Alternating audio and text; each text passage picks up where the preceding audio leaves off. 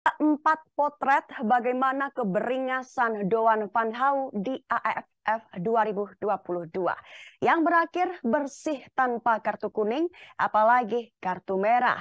Tapi dengan adanya potret-potret kelicikan sang bek, media ASEAN pun sepakat Doan van Hau harus mendapat kartu merah.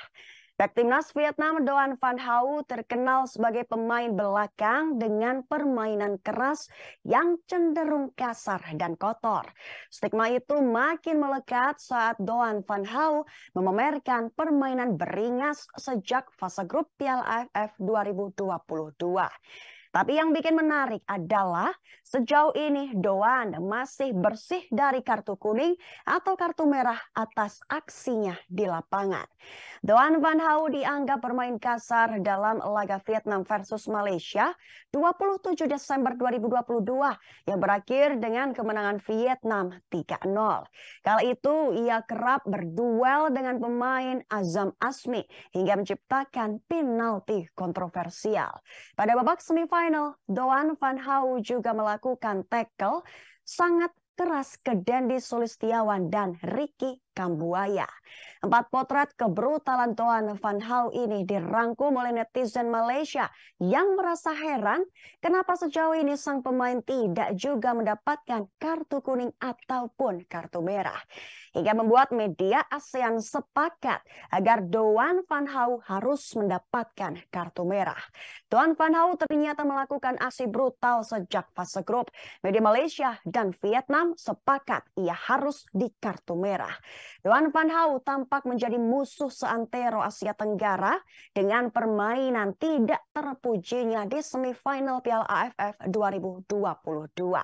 Doan bermain dalam laga leg pertama semifinal saat Vietnam melawat ke Indonesia pada Jumat 6 Januari 2023. Pada laga itu, Doan melakukan tidak kurang dari 2 aksi brutal yang dinilai layak dihukum kartu merah dan tendangan penalti.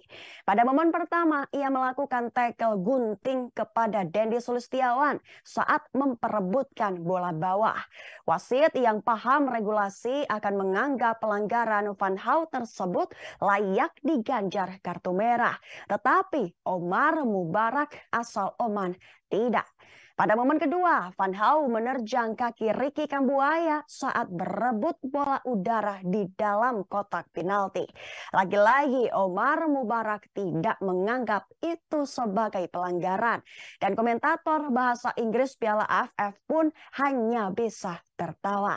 Tidak cukup publik Indonesia yang mengecam van Hau. Media negara tetangga juga mengutuk aksi bek buangan Hirenvin itu. Media Malaysia, Phuket FC, sepakat van Hau harus diusir wasit atas pelanggaran brutalnya terhadap Dendi. Phuket FC kemudian mengungkit pelanggaran van Hau di laga fase grup melawan Malaysia yang juga luput dihukum wasit.